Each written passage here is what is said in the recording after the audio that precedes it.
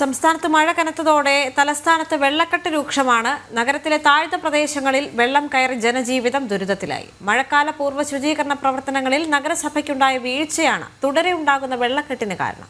തുടർച്ചയായ 2 ദിവസങ്ങളിലെ മഴയിൽ തിരുവനന്തപുരം ജില്ലയിലെ നഗരത്തിൽ താഴ്ന്ന പ്രദേശങ്ങൾ പൂർണ്ണമായും വെള്ളത്തിനടിയിലായി.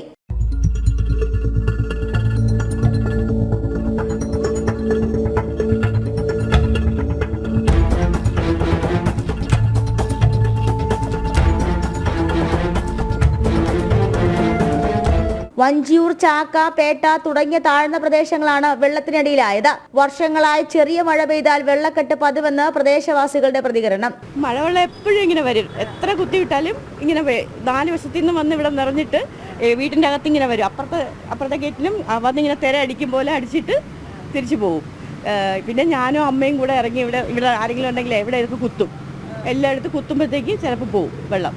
ഈ ഓട എപ്പോഴും നിറഞ്ഞു നിൽക്കും. സ്ഥിരം ഇച്ചിരി മഴ പെയ്താൽ മതി, അപ്പോഴത്തേക്ക് ഫുള്ള് ഇങ്ങനെയാണ്. നഗരസഭയുടെ ഭാഗത്തു നിന്നുണ്ടായ വീഴ്ചയാണ് വെള്ളക്കെട്ടിന് കാരണമായതെന്ന് പ്രതികരണം.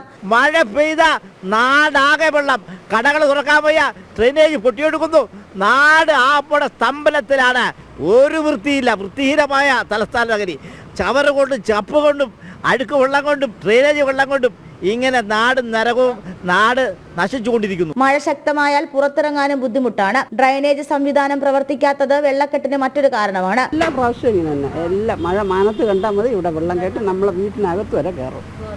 അടിച്ചു കയറ്റുന്നത് കടലിൽ തിര അടിക്കുന്ന അതുപോലെ ഇപ്പൊ ഇടയ്ക്കൊക്കെ വൃത്തിയാക്കുന്നുണ്ട്. ഇടയ്ക്കിടയ്ക്കൊന്നും അവർ വൃത്തിയാക്കുന്നുണ്ട്. ഈ ചവറ് കയറി അടയുന്ന ഈ 4 വാക്കിന് വെള്ളം വരെയല്ലേ, 4 വാക്കിന് വരെയല്ലേ വെള്ളം. ഇറങ്ങാൻ പറ്റൂല. മഴ ശക്തമായതോടെ തിരുവനന്തപുരം നഗരത്തിൽ കോർപ്പറേഷന്റെ ശുചീകരണ പ്രവർത്തനങ്ങൾ ആരംഭിച്ചിട്ടുണ്ട്. ഒരു മഴ പെയ്തു കഴിഞ്ഞാൽ തലസ്ഥാനം വെള്ളത്തിൽ മുക്കും. തിരുവനന്തപുരം ജില്ലയിലെ താഴ്ന്ന പ്രദേശങ്ങളെല്ലാം കഴിഞ്ഞ 2 ദിവസത്തിനുള്ളിൽ വെള്ളത്തിലടിയിലായി.